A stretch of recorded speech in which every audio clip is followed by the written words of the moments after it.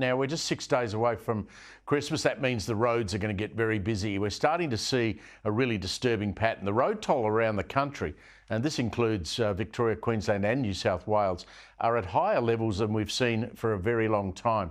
10 people died on New South Wales roads alone last weekend. Joining me now is Mark Morri, crime editor for the Daily Telegraph.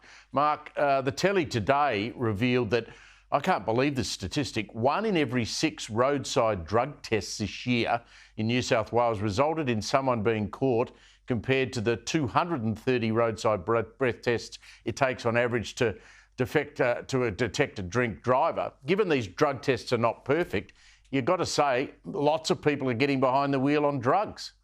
This is, I've been watching this trend ever since they've been able to actually test for drugs in drivers, and they're limited. They're not actually able to detect all drugs, which I think you'd find to be even more frightening if we found out if we could test for all the drugs.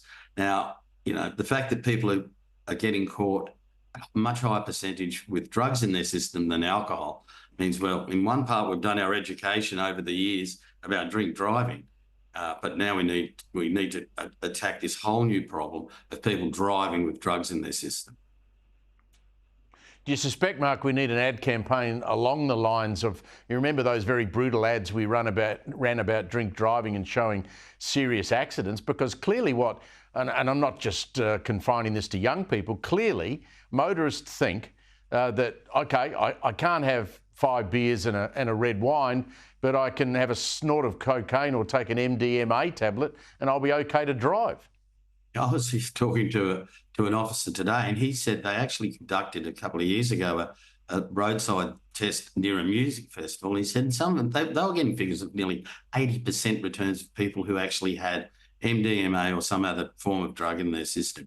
And you're right, those ads way back in the 70s and 80s and 90s have now created a generation where people just do not drink and drive. It's very rare from my age, even younger people, it's ingrained. But you're right, they actually do think, oh, well, it's okay. I'm not affected. I'm okay because you don't slur or anything on some of cocaine or some of these other drugs, but it impairs your reactions, or it makes you even less likely to not take risks. You know, young drivers particularly start driving faster, and you know we've seen some horrendous accidents on our roads in the last year, and you know it's terrifying to think that it's going to continue, and it really will. I mean, the road toll's up nearly 26-30%.